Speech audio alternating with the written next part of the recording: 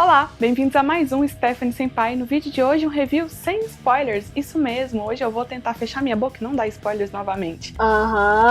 E é isso, solta a vinheta.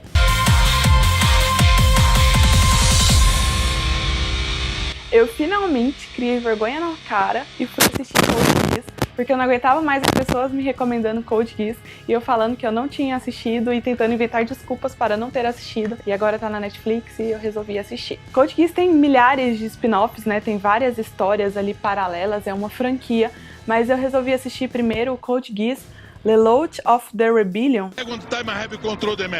Inglês todo, ó, chega a arrepiar. Tô assistindo ele no Netflix. Eu resolvi fazer esse review agora que eu tô na metade dos episódios, pra não ter perigo de sair spoiler e pra vocês verem a minha alegria e a minha expectativa de felicidade, de final feliz no anime. Daí eu vim fazer um review toda feliz, sabendo que o final do anime foi triste, então eu evitei fazendo um review aqui com os primeiros episódios que eu assisti. Esse anime foi lançado em 2006, se eu não me engano, e ele tem só 25 episódios. É uma adaptação do mangá do Ishiro Okushi. A história dele basicamente já começa com um período de guerra, onde a Britânia começou a entrar numa guerra com o Japão e ela conseguiu rapidamente ali dizimar o exército japonês e ela tomou conta do Japão. O Japão passou a se chamar Área 11 e os descendentes ali, os japoneses e seus descendentes começaram a ser chamados de os 11. Eles não tinham mais ali o direito à sua nacionalidade, à sua cultura e tudo mais. Nesse contexto a gente tem os britanianos honorários, que são japoneses que são considerados, digamos assim, membros da sociedade pelos britanianos, que geralmente são soldados, como a gente tem o caso de um dos personagens do núcleo principal, e a gente tem os 11, que tem tanto a população que mora ali nos guetos e tudo mais, na situação mais difícil, a gente tem os que moram na cidade mesmo, e a gente tem o pessoal que faz parte dos grupos de rebelião. O Lelouch, ele é o personagem principal de uma família real japonesa. Depois dessa guerra da Britânia e tal, tudo mais, que eles tomam conta do Japão, a mãe dele morre e ele fica extremamente revoltado. Desde criança, ele já vem com esse ódio pela Britânia, pelos britanianos, e ele fala que vai destruir a Britânia algum dia. Ele tem um amigo ali, eles têm mais ou menos a mesma ideia de que eles querem tornar o mundo um lugar melhor, melhorar o mundo, mas a partir do momento que eles crescem e se separam, cada um começa a ter uma visão diferente de como transformar este mundo. O Suzaku, ele tem essa ideia de transformar o mundo pela paz, pela conversa, pelo diálogo e tudo mais, e o Lelouch já tem essa coisa meio de mudar o mundo através da dor e destruindo aqueles que são ruins. É uma pegada meio Death Note, sabe? Ellie versus Kira, cada um entende a justiça, a paz que deve ser alcançada de maneiras diferentes. Ambos têm o mesmo objetivo, mas cada um quer alcançar de uma maneira diferente. Nos primeiros episódios rola ali uma confusão, o Lelouch vai parar no meio de uma zona de guerra, tá acontecendo um ataque dos rebeldes ali brigando com o exército britaniano, e ele encontra uma cápsula e eles dizem que nessa cápsula que tá sendo transportada pelo exército tem um veneno, um gás letal. Quando eles abrem, tem uma garota lá, e essa garota passa um poder pro Lelouch chamado de Geass. Esse poder, ele olha no olho da pessoa e ele consegue dar uma ordem pra pessoa, e essa pessoa obedece ele. Ele começa a interferir nesses conflitos entre o pessoal da rebelião, que eles chamam de terroristas, obviamente, porque são opositores ao governo, e o governo ali, os britanianos e o exército. Ele começa a intervir como se fosse um grande jogo de xadrez, sabe? Ele cria toda uma estratégia. Todos os personagens são extremamente inteligentes, então é como se fosse tudo um grande jogo, uma grande estratégia. A princípio, pelo que eu percebi, o Lelouch é um personagem extremamente frio. Ele acredita muito na questão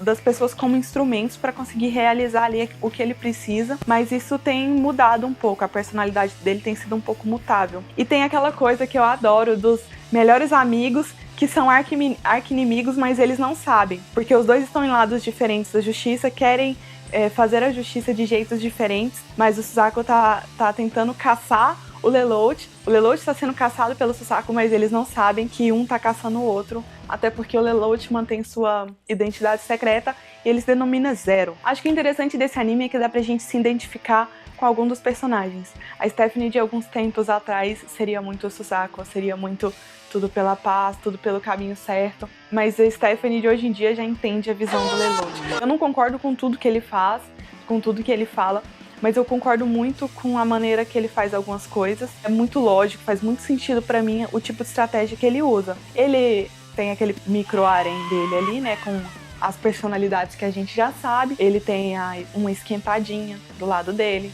ele tem uma amorosa que gruda nele, e tem essa garota que, por enquanto, ainda permanece misteriosa pra mim, porque eu ainda tô na metade do anime. Tem essa garota que passou os poderes pra ele, que tem um temperamento muito forte, tem uma personalidade muito forte, e que é a única que ele não consegue manipular como eles manipulam os outros. Então eu acho que esse já é o chip ali premeditado pelo autor. Um anime muito interessante, eu acho que vale a pena eu dar uma conferida no mangá depois e nos spin-offs, que a gente tem, pelo que eu percebi, tem algumas histórias. Tem uma história só sobre o Suzaku, o amigo dele, Suzaki, sei lá, gente, se não for Suzaki, eu falei o nome dele errado o vídeo inteiro e eu ponho o nome certo na descrição. Tem uma história só sobre a irmã dele, que ficou cega e na cadeira de rodas, depois de tudo que aconteceu na invasão dos britanianos no Japão. Uma coisa que eu esqueci de falar que tem nesse anime e que eu gosto muito, eu acho que você também pode gostar, que são mechas, né? O que a gente precisa numa guerra? Mechas. E o Suzaku, ele é o ponto-chave do exército britaniano, porque ele é o único que consegue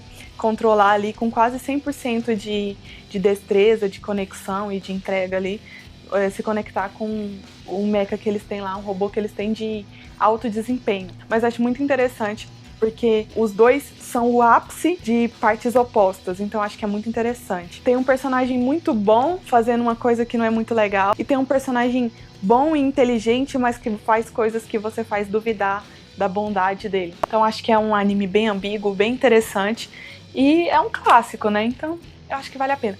Uma das melhores aberturas de anime que eu já vi. Já entrou pra minha listinha ali, já entrou pra minha lista no YouTube, porque eu não tenho Spotify, eu sou meio velha, eu acho. E é isso, super indico o anime, tô gostando demais. Se você gostou, se você já assistiu, se você acompanhou as outras histórias do spin-off, deixa aqui nos comentários desse vídeo, que eu também quero saber. Eu tô muito curiosa sobre a ordem de qual assistir e tudo mais. Se você gostou desse vídeo, deixa seu like, se inscreve no canal. Semana que vem estarei aqui, de volta, maravilhosa, com mais um vídeo 100% hidratado e orgânico. Até a próxima. Tchau!